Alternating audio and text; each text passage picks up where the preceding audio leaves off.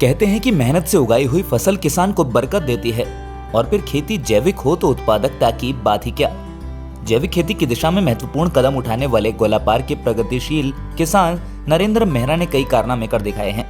सबसे पहले गेहूं की उन्नत फसल जिसे पेटेंट कराकर भारत सरकार ने नरेंद्र 9 का नाम दिया है।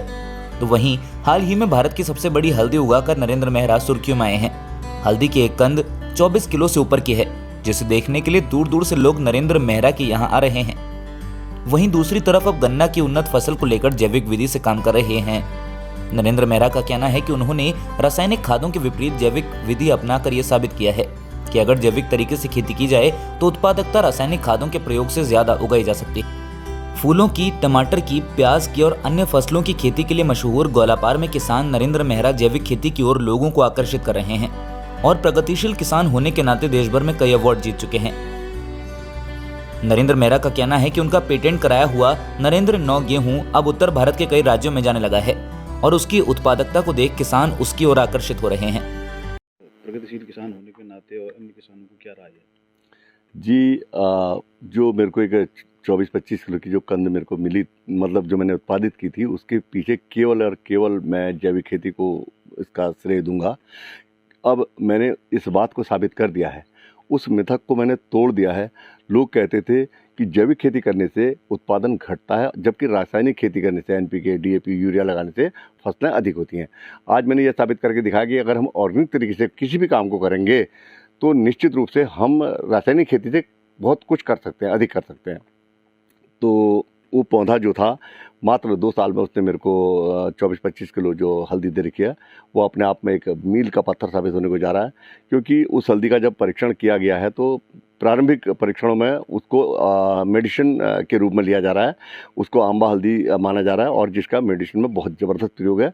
अगर हम लोग अन्य किसानों के साथ मिलजुल कर, युवाओं के साथ मिलजुल कर इसकी हल्दी की खेती को उत्तराखंड में कमर्शियल रूप में लाएंगे तो कहीं ना कहीं हमारे जो किसान हैं या जो इस ओर काम करना चाहते हैं, उनकी आय में निश्चित रूप से अच्छी वृद्धि होगी और कृषि को एक अच्छा मतलब दृष्टि से देखा जाएगा। सर, नरेंद्र 9 को लेकर आपने पेटेंट कराया है, उसके बाद से उसकी क्या प्रगति है, किस तरह से आप डिस्ट्रीब्यूशन करते हैं? जी, नरेंद्र 09 जो गेहूं है वह अपने आप में एक बहुत बड़ी उपलब्धि मैं अपनी भी कहूँगा और अपने किसानों के लिए, साथ साथ मेरे प्रदेश की भी है। तो जो बीज है वो बिल्कुल विशुद्ध देशी प्रजाति का है और साथ साथ मैंने उसे ऑर्गेनिक तरीके से उत्पादित किया है, यानी कि मैं उसे ऑर्गेनिक नरेंद्र 09 कह सकता हूँ।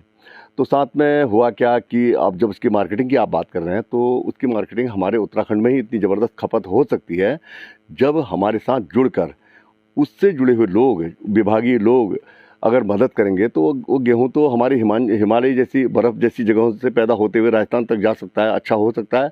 तो कहीं ना कहीं उसकी उपज से और उसकी क्वालिटी से यहाँ के किसानों को बहुत फ़ायदा होगा। लेकिन अभी तक मैं उस गेहूं को जो मेरे वहाँ से ऑर्गेनिक गेहूं के रूप में उसे ख़रीदना चाहते हैं या ख़रीद रहे हैं उनको दे रहा हूँ।